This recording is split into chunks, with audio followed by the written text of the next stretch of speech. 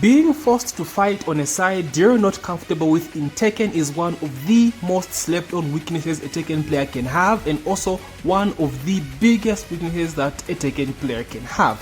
Hey guys, Nemesis here, and I'm gonna give you guys some tips on why you must practice on being good at both sides in Tekken 7 and the upcoming Tekken 8. So every single Tekken player has a side on which they're comfortable at playing. For me, for example, I prefer the P1 side or the player 1 side. And at the toppest of top, the highest of highest levels, there is a reason why competitive players always rock paper scissors to decide which side they want to play. In most cases, pro players usually choose the same side, and so they have to rock paper scissors to choose whoever picks the side they want, of course going to the winner. So now, just like a sport, right? It's like soccer players or football players, for example, they have the stronger foot and the weaker foot, right? Most African players are right-footed, most European players are left-footed. So just like that, right? Having a stronger side and a weaker side applies to the same thing in picking sides in Tekken as well. I'm sure you have noticed this yourself as well. There's a side that you prefer where you're actually strong, and there's a weaker side that you don't really like playing, but if you're forced to do that, you have to play on that weaker side. And if you lose that set or lose that match, your excuse usually I'm very weak at P2 or P1 side. And now this shouldn't be the case.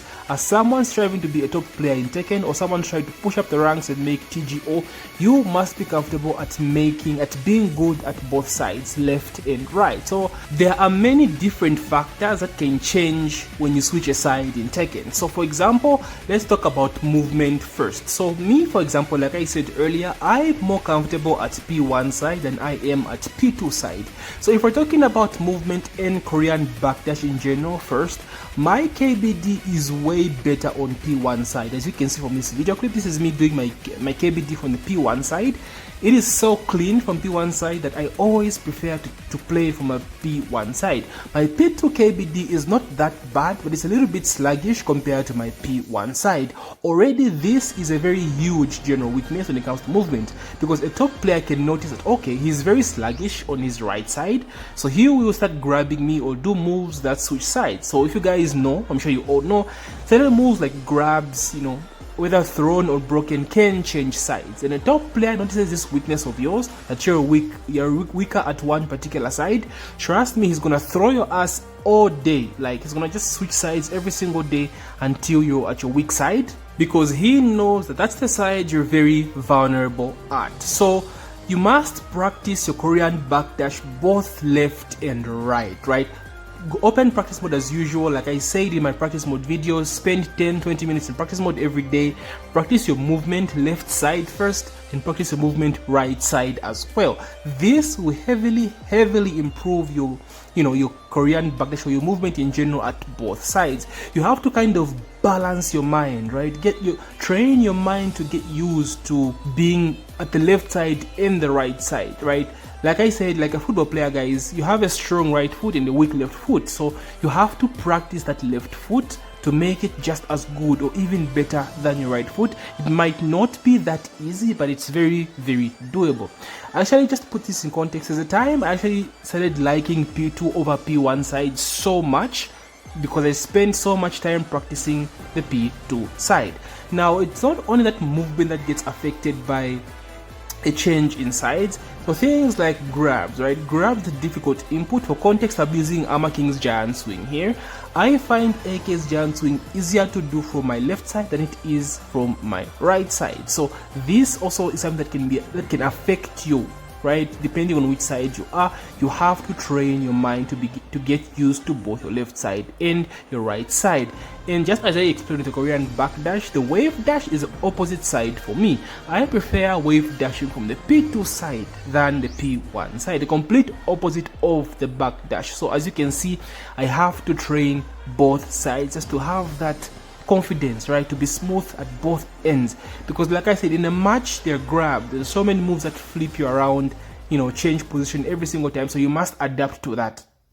So apart from movement and difficult input grabs, even difficult moves like whiff punishment, for example, as a Mishima, you have to do the electric. So it's easier for certain people to do an electric from the left side than it is the right side.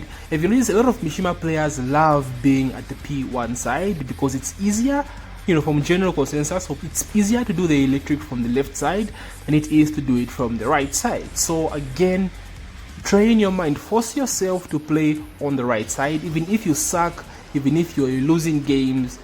In the long run, it's going to be worth it, right? It's going to be very, very worth it. Like I said, as a top player, this is something you cannot sleep on. So not only that, even certain moves such as lows, right? For example, let's say Brian's soccer kick. Brian's soccer kick, people say it's easier to do it from P2 side than it is to do it from P1 side. Now again, it's context, right?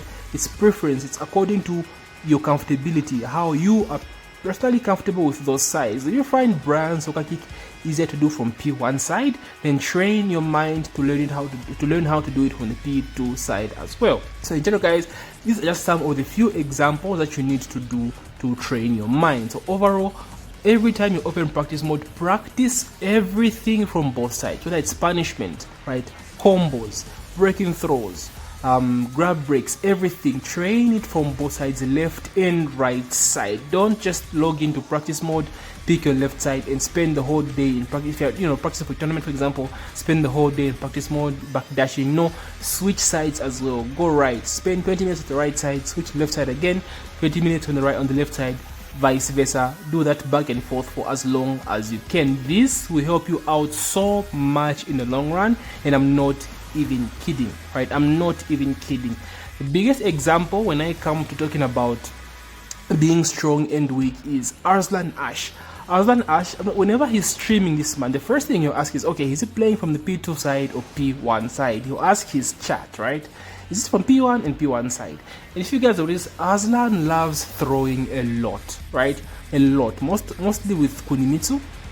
Of course, Kuni has a very strong grab game from set set one, but Arslan actually said this himself, that he actually notices how strong their opponent is on each particular side. If they notice something is weaker about their opponent on the right side, on the left side, then he's gonna try by all means to keep the opponent on their weaker side, right? And that's why you see Arslan spamming a lot of throws. Like even with Zafina, this man is always grabbing. So this is actually a very, very huge high level skill, and this is very slept on. This is very slept on. You have no idea how many times I've argued with friends, like offline versus mode on picking a side, right? Everyone and their grandmother wants P1 side, right? Put them in P2 side and they're just struggling, bro. They are just struggling. This is something I don't really argue about. Every time I'm facing a friend or an opponent and they say, dude, I want P1, I'm like, bro, it's cool with me, right? It's cool with me, because I know this is it's a training session. It's a chance to test my training and see just how strong I've become, at my weaker side. So guys, I can't stress this enough. Do not sleep at practicing both on your stronger side and your weaker side. High level games especially, right? High level Tekken Gold, TGP, true Tekken Gold matches.